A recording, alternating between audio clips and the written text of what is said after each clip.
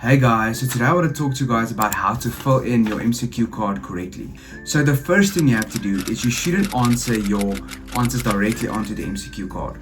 What you rather should do is you should answer your questions on your exam paper. And there's three reasons why you should firstly dot it on the exam paper before you dot it on your MCQ card. And the first reason is sometimes when you are answering your questions, the right answer presents itself later in the exam. Meaning sometimes they repeat things.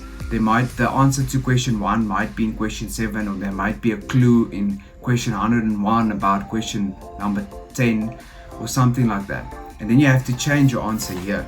The second reason why you should firstly answer it on your exam paper is that sometimes your brain will simmer in the background while you're answering questions, and it will actually help you. Maybe on question 54 you answered the wrong answer, so your brain will simmer in the background and then you have time to change it. The third reason is if you want to change a question answer on here, then you don't have to erase and make a mess because you only answered it on here. Okay, then the second tip I have for you guys is with MCQs, they like to make the options very similar to one another. So they try and trick you. So the way to combat this is you shouldn't choose the right answer, but rather try to eliminate the wrong answers. And I'll show you on my iPad quickly how to do this. So the way you would actually want to do this is you want to eliminate the wrong answers, right? So you read this entire story, you will read it, and then you will look at the options and you say, okay, this one's wrong, that one's wrong, that one's wrong, I like this one. And you will circle it there. But firstly on your exam paper, right?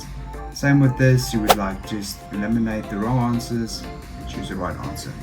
And then you would just dot it down here, but not yet here. Okay, say you can only eliminate 2 out of the 4 options, so you have 2 left. What you then should do is you should try and think hard, which is the right one, and if you can't get it, move on with your exam.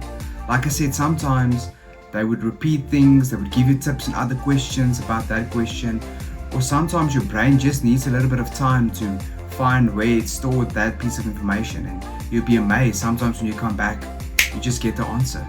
So yes, if you can't get the right answer, move on and come back to it later. Okay, let's say you are completely done with your exam, you come back to some questions and you still can't find the answer to those questions.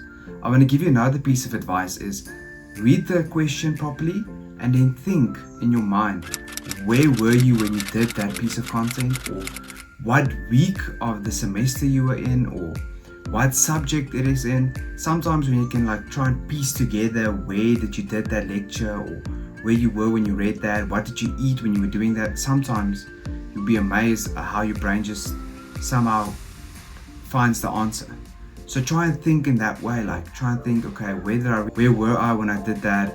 Try and think in that manner, and that can also really help you. Last tip and advice I have for you guys regarding filling in an MCQ card correctly is when you completely guess an answer, so you can't eliminate any of the 4 options, you are better off choosing the longest answer. So research have shown that the longest answers may have a more statistical significance of being the right answer. So if the longest answer is D, go with D.